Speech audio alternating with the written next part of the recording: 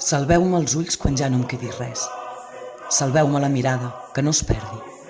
Tota altra cosa em doldrà menys, potser perquè dels ulls me'n ve la poca vida que encara em resta i és pels ulls que visc adossat a un gran mur que s'enderroca. Pels ulls conec i estimo, i crec, i sé, i puc sentir, i tocar, i escriure, i créixer fins a l'altura màgica del gest. Ara que el gest se'm menja mitja vida i en cada mot vull que s'hi senti el pes d'aquest cos feixuguíssim que no em serva.